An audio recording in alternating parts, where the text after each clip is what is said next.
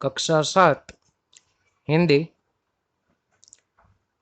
इसमें दूसरी कविता। तब याद तुम्हारी आती है। आज हम ये कविता सीखेंगे। इस काव्य के कवि है राम नरेश त्रिपाठी। इस काव्य में कहा गया है कि सुबह का वातावरण खुशनुमा होता है और प्रकृति का कण कण दर्शनीय होता है। सुबह उठते हैं तो हमें बहुत अच्छा लगता है। प्रकृति खिली हुई होती है। रिमझिम बारिश में सुबह का दृश्य मनमोहक और आकर्षक होता है। प्रस्तुत कविता में प्रकृति का सुंदर वर्णन किया गया है। सुबह का सुंदर वर्णन है राम नरेश त्रिपाठी की कविता में। ये कविता मैं आपको ऑडियो भेज रहा हूँ, उसके जरिए आप इस कविता का गान करना है आपको। खूब सुंदर कविता है। हम अभी इसके शब्दार्थ, अभ्यास ये देखेंगे और दूसरी वीडियो क्लिप में इसका स्वाध्याय करेंगे। शब्दार्थ में यानी कि समानार्थी शब्द में सृजनहार, सृष्टि की रचना करने वाला, चिड़िया पंछी, लहर यानी कि तरंग, ढोना बोझ उठाना, हरियाली हरा भरा। यह आपको ये अपनी नोटबुक में लिखने हैं। पहला काव्य, बाद में शब्दार्थ। अब हम अभ्यास देखते हैं। अभ्यास के प्रश्नों की समझौते मैं यहाँ दे रहा हूँ। आप अपने तरीके से भी उत्तर लिख सकते हैं। काव्य पढ़िए, समझिए, बाद में उत्तर लिखिए। सुबह होते ही क्या क्या होता है? सुबह होते ही चिड़िया खुशी के गीत गाती है, फूल की कलियां खिलती है, खुशबू की लहरें घर से बाहर दौड़ लगाती है। दूसरा प्रश्न, मैदानों में हरियाली कब लहराती है? जब धरती पर बारिश होती है तब मैदानों में हरियाली लहराती है।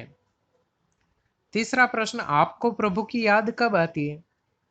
वो आपको अपने तरीके से लिखना है कि भाई सुबह में याद आती है, भगवान से प्रार्थना करते हैं तब याद आती है, जब हम मुश्किल में हो तब याद आती है। आपको अपने तरीके से लिखना है।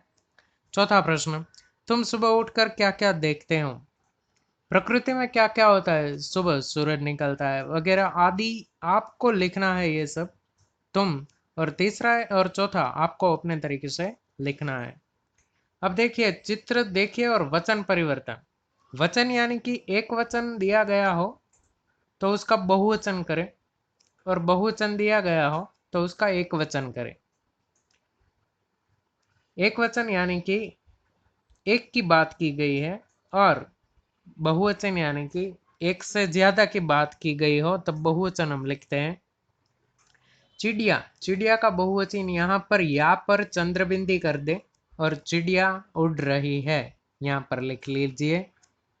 कली, कलियां, ली એ છે તે રસવાઈ આવશે, અને યા ઉપર ચંદ્રબિંદી એવી રીતે आप લખી શકો છો। कलियां नहीं खिली है यहाँ पर लिख लीजिए। बूंद, बूंदे गिरती है, यहाँ पर बूंदे गिरती है। दरवाजे खुले हैं, दरवाजा खुला है, यहाँ पर उत्तर है दरवाजा खुला है। लड़कियां खेल रही है, लड़की खेल रही है, यहाँ पर लड़की खेल रही है, ये उत्तर आएगा। अब हम देखते हैं तो शब्दों को उचित क्रम में रखकर वाक्य बनाए। तो यहाँ पर वाक्य है जल ही जीवन है, यहाँ पर आप अपने तरीके से करें। दूसरा वाक्य है फूलों में कौन रंग भरता है। तीसरा वाक्य है बादल में बिजली क्यों चमकती है। अब सबसे तेज कौन, ये प्रश्न का उत्तर आप अपने तरीके से करें कि भाई 10 शब्द ले लीजिए, उनको 10 शब्द को आप अपने नोट में लिख लीजिए। बाद में शब्दकोश के क्रम मुताबिक लिख लीजिए। शब्दकोश में पहले अ आ इ ई वहीं शुरुआत होगी, बाद में क ख ग ऐसे शुरुआत होगी। ये प्रश्न उसके अलावा भी आपको समझाऊंगा, पर आपको भी शब्दकोश के 10 शब्द और उसके क्रम बाद में लिखने हैं। पांचवा, शब्दकोश में से अर्थ ढूंढकर, तो ये मैं यहाँ आपको इसके समानार्थी बता देता हूँ। कुक यानी कि कोयल की पुकार, उसे कुक कहते हैं, कोयल जो बोलती है ना उसे। इरादा विचार, तरोवर वृक्ष, मुग्ध लीन और आसक्त दोनों होते हैं, आसक्त गुजारिश का निवेदन प्रार्थना। अब स्वाध्याय हम अगले वीडियो में देखेंगे। आभार।